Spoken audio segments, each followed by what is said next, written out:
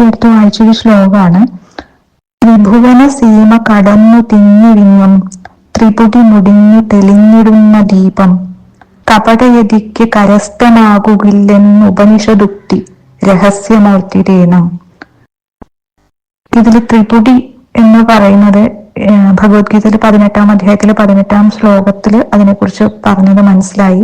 ജ്ഞാനം, ജ്ഞേയം, ജ്ഞാതാവ്, ഇതിനെയാണ് ത്രിപുടി എന്ന് പറയുന്നത് എന്ന്. അപ്പൊ കർമ്മനിർവാഹകം അല്ലെങ്കിൽ കർമ്മത്തിന്റെ പ്രേരകങ്ങൾ എന്നാണല്ലോ അതിനെ മനസ്സിലാക്കേണ്ടത്. അപ്പോ ഈ മുകളിൽ പറഞ്ഞ ശ്ലോകവും ഇതും കൂടി ബന്ധപ്പെടുത്തിയിട്ട് നമ്മൾ എന്താണ് മനസ്സിലാക്കാൻ പറ്റുക എന്നുള്ളത് പറഞ്ഞു തന്നാൽ നന്നായി. സജിത ഇവിടെ ചോദിച്ചിരിക്കുന്നത് ഒരു പൗരാണിക വരിയാണ്. ഇത് പൂർണ്ണ രൂപത്തിൽ ഉണ്ടോ എന്ന് ചോദിച്ചാൽ ഏത് ടെക്സ്റ്റിലാണെന്ന് ചോദിച്ചാൽ പറയാൻ പറ്റില്ല. പക്ഷെ AR കേട്ടിട്ടുണ്ടോ അല്ല ആരോ പറഞ്ഞു കേട്ടതാണോ?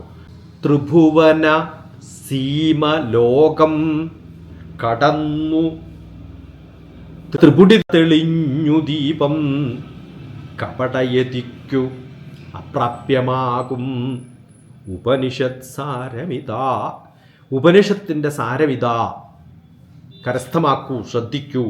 അപ്രാപ്യമാകുന്ന ഉപനിഷത്തിൻ്റെ സാരം സാധിക്കുമോ എന്നാണ് ചോദിക്കുന്നത്. ആർക്ക് സാധിക്കുമോ എന്ന്?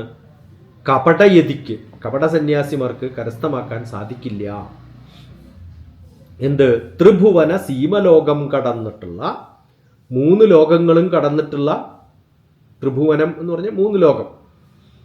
ആ സ്വർഗം, ഭൂമി, പാതാളം എന്നൊക്കെ കൺസെപ്റ്റിൽ നമ്മൾ കഥയിലൊക്കെ കേൾക്കുമല്ലോ. നല്ലത് ചെയ്താൽ സ്വർഗത്ത് പോവും, ചീത്ത ചെയ്താൽ പാതാളത്ത് പോവും എന്നൊക്കെ പറയുന്ന ഈ ഒരു ലോകത്തിൽ നിന്ന് കടന്ന് ഒരു ആത്മീയ ജ്ഞാനി എന്നുള്ള നിലയിൽ നമ്മൾ അതിനപ്പുറത്തേക്ക് എത്തുമ്പോഴത്തേക്കും ത്രിപുടി, ഏതാണ് ഈ ചെയ്യുന്ന വ്യക്തി അല്ലെങ്കിൽ അറിയുന്നവൻ, അറിവ്, വസ്തു എന്നൊക്കെ പറയുന്ന ലെവലിൽ നിന്നും ഇതൊക്കെ കടന്നു പോകുന്നൊരവസ്ഥയാണ് ആത്മീയജ്ഞാനി, അല്ലെങ്കിൽ അതാണ് ആത്മീയത എന്ന് പറയുന്നത്. ആ പ്രകാശം നമ്മൾ കാണുമ്പോൾ നന്മ ചെയ്താൽ സ്വർഗത്ത് പോകും, തിന്മ ചെയ്താൽ ആ ചിന്തയൊന്നും ഉണ്ടാവില്ല. ആ ദീപം കാണണമെങ്കിൽ ത്രിപുടി തെളിഞ്ഞു ദീപം എന്നാണ്.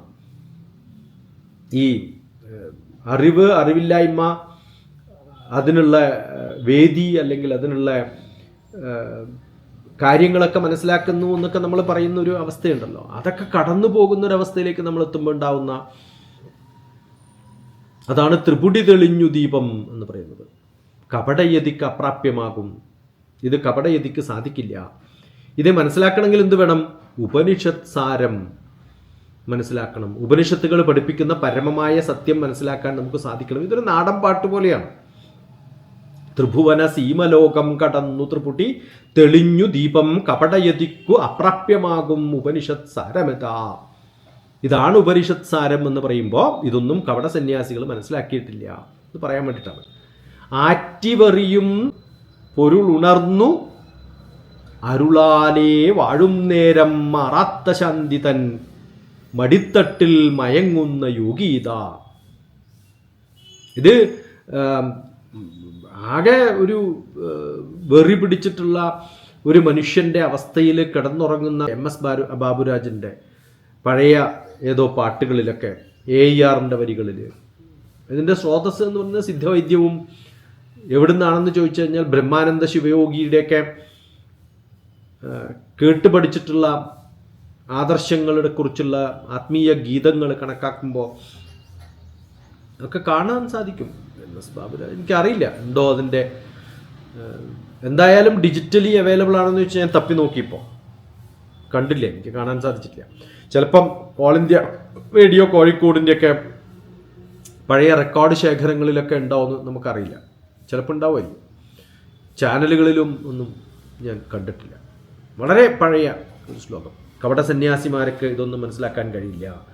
അഭ്യാസം വേണം, അറിവ് വേണം, അതിന് കൃത്യമായിട്ട് ഉപനിഷത്ത് പഠിക്കണം, ഗീത പഠിക്കണം എന്നൊക്കെ നമ്മളെ ഉദ്ബോധിപ്പിക്കുന്ന ഒരു ശ്ലോകമാണ്. നന്ദി, നമസ്കാരം. Sajitha, thank you so much.